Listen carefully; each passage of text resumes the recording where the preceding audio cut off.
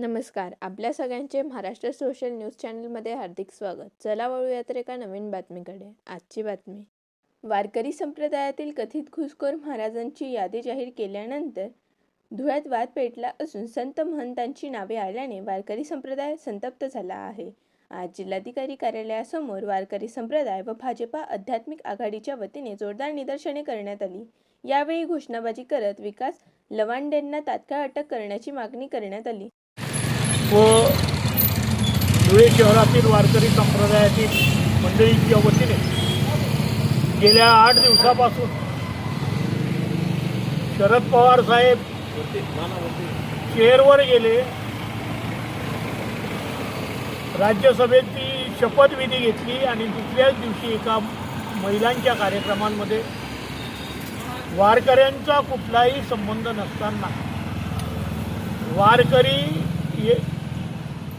यांच्यामध्ये 60% धर्मांध शक्ती घुसलेल्या आहेत आणि त्यांनी मोठमोठ्या कीर्तनकारांची ज्यांच्या 5-5, 6-6 पिढ्या, उदाहरणार्थ देगलूरकर असतील, कराडकर असतील, किशोरजी व्यास असतील, अशा अनेक, एकनाथजी सत्तीर आहेत, या मंडळींचे नावं घेतली.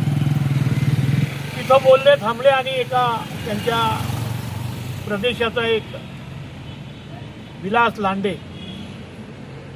याच्या पुढे हे देऊन टाकलं आणि त्याने बोलायला सुरुवात केली.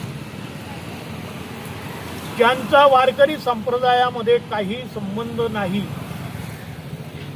मला सांगा, शरद पवार साहेब आणि सुप्रियाताई सुळे हिंदू आहेत का नाही तुम्ही?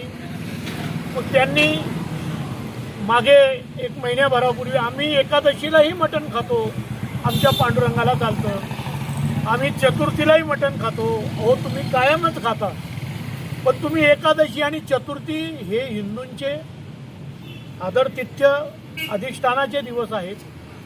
मग तुम्ही असं का म्हणत नाही? ज्यावेळेस तुम्हाला रमजान महिन्यामध्ये इफ्तार पार्टीला बोलवतात, तुम्ही खरंच तुमच्या आईबापाच्या पोटाचे जर असाल तर हे सांगा की परदेशामध्ये आम्ही पिगरी फॉर्मच्या डुकरांचं मांस खाल्लं नाही का यांनी? बातमी आवडल्यास चॅनलला लाईक व सबस्क्राईब करा व दररोज अशा नवनवीन बातम्या पाहण्यासाठी चॅनलला फॉलो करा. धन्यवाद.